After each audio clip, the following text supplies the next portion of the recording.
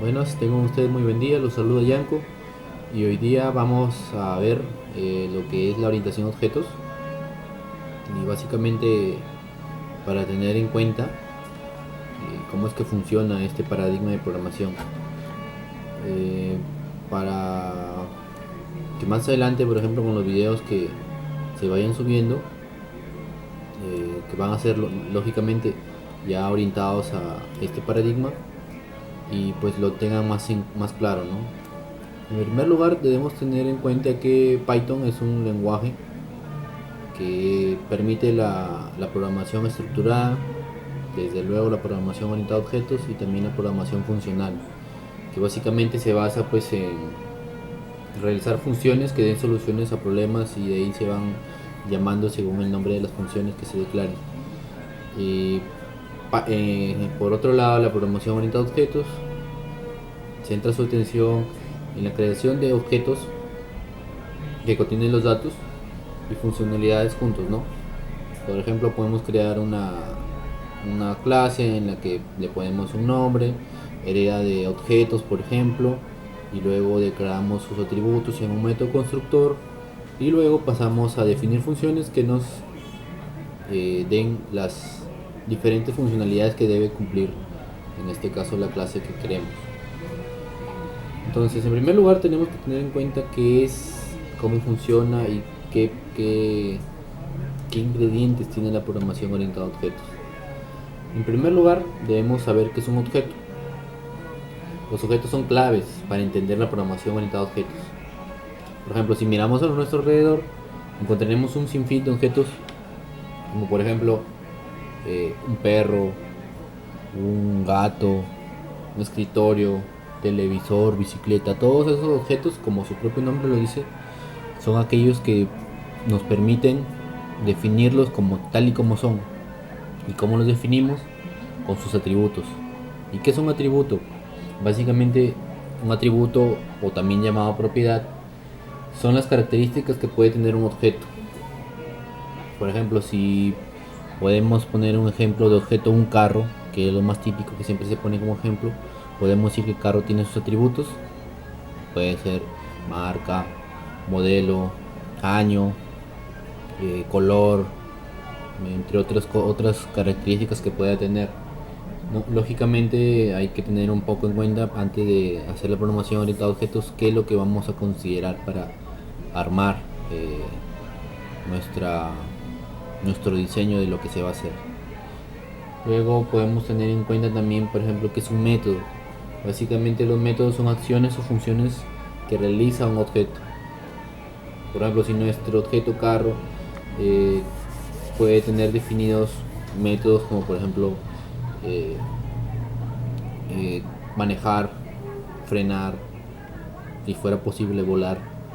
Eso sería básicamente los métodos que tiene este objeto, ¿no? Y lógicamente también para entender más claramente sobre lo que es la orientación a objetos tenemos que tener muy presente siempre que es una clase. Básicamente se puede definir a una clase como una plantilla genérica de un objeto.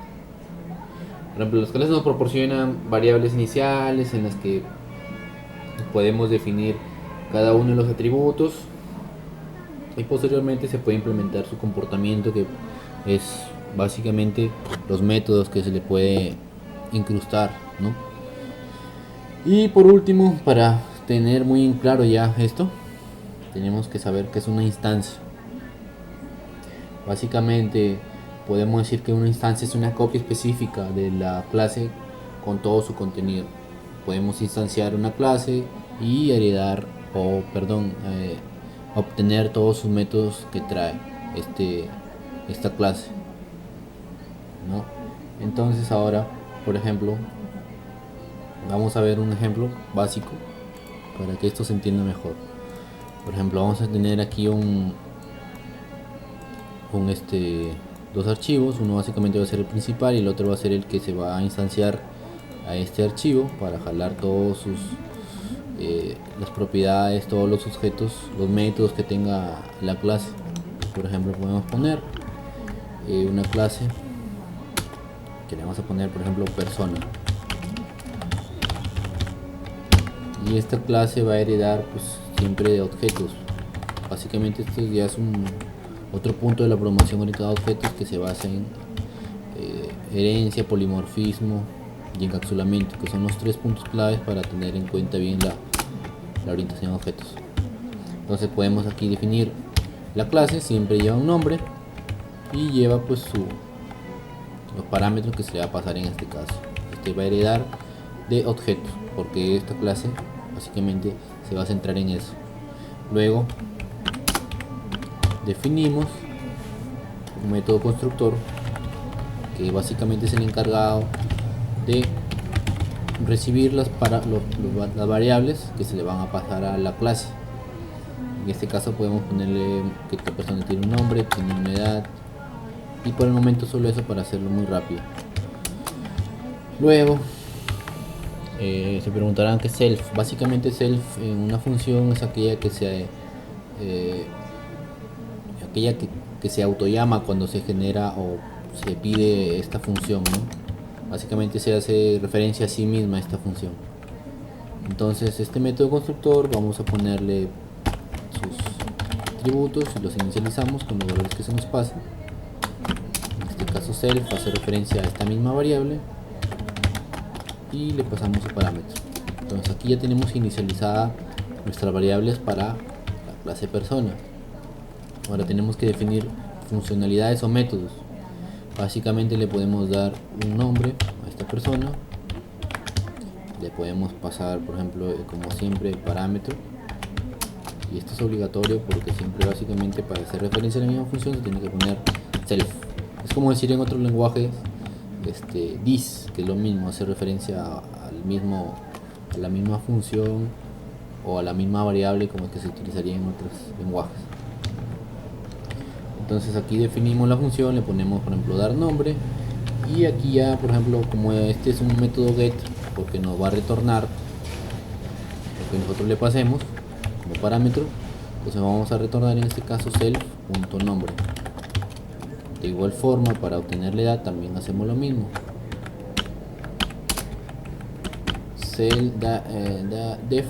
dar edad, le pasamos también self como parámetro y le ponemos self.edad. Ahora aquí ya tenemos instanciados nuestros objetos. Ahora por ejemplo acá en el segundo archivo, como ya tenemos definidos todos nuestros atributos, todas nuestras propiedades de la clase persona, aquí vamos a empezar a instanciar esta clase persona. En primer lugar le podemos poner A, por ejemplo, puede poner cualquier nombre. Instanciamos de persona y le vamos a pasar parámetros. Por ejemplo, vamos a poner su nombre Jorge y le vamos a pasar como segundo parámetro su edad 25. Pero antes de eso tenemos que tener en cuenta que vamos a importar nuestro archivo anterior que hemos creado, que se llama principal. Entonces vamos a importar, por ejemplo, de todo lo que tenga nuestro principal, aunque mejor sería trabajarlo de from. Ponemos from principal, que es el archivo. Quiero que me importes clase persona. Entonces como ya tenemos instanciado aquí, ya podemos hacer referencia. A va a ser igual a persona, que es lo mismo que está acá, y le pasamos los parámetros.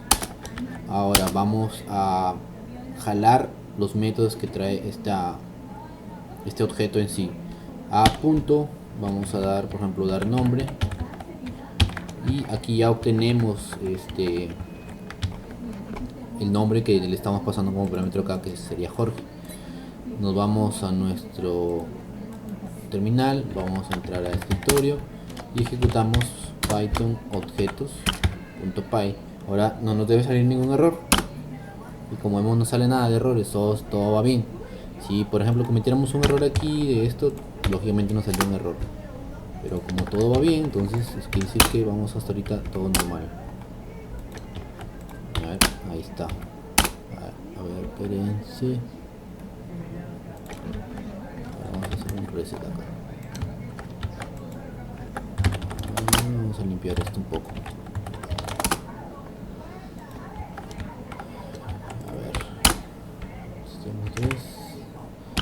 Vamos a hacer Python objetos.py y listo, todo sale normal, pero no nos devuelve nada porque lógicamente no estamos imprimiendo ningún resultado. Y para eso lo que tenemos que hacer es un simple print, y aquí ya nos va a mostrar por ejemplo el nombre, Python objetos.py, y nos va a devolver en este caso Jorge. Como ven, aquí arriba dice Jorge. Entonces esto es un poco ya de lo que se va a manejar más adelante. Esto es una introducción un tanto simple. Espero que lean más para que entiendan más a fondo cómo funciona esto de la programación orientada a objetos. Aquí nada más les doy una guía para que tengan en cuenta cómo es que funciona, cómo es que lo deben considerar y la importancia que tiene en sí para poder hacer programas que tengan una calidad que básicamente sea la adecuada para poder darla como producto final, ¿no? Ante una venta o qué sé yo, alguna posterior negocio. Y lógicamente también, para tener todo muy claro, podemos imprimir también a punto dar edad.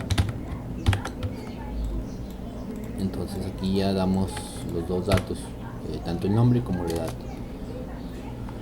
Ahora, algo más bonito que podría quedar podría ser print.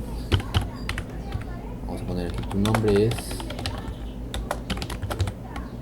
Vamos a pasar este de aquí, que es un comodín. Este es un comodín para recibir cadenas o strings.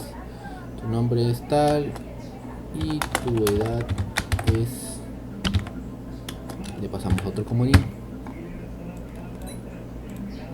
Entonces con estos comodines lo que hacemos es hacer referencia a nuestros objetos que tenemos acá. Acá lo único que hacemos es simplemente pasarle los parámetros a esos comodines, los respectivos valores que deben tener, y aquí nos debe dar el resultado. Tu nombre es Jorge y tu edad es 25, vamos a poner 25 años. Y acuérdense que siempre cuando importen o utilicen tildes o ñes, siempre deben jalar el tipo formato de lo que se va a mandar en Python, porque si no, no lo reconoce. Coding UTF-8, y aquí ya no nos botaría ningún error de tipo de sintaxis, todas esas cosas. Hacemos lo mismo, Python objetos.py, tu nombre es Jorge y tu edad 25 años. Entonces esto espero les sirva, lo tengan muy en cuenta y más que todo lo vean cómo es que en realidad funciona la orientación a objetos en Python. Entonces esto es todo y hasta la próxima.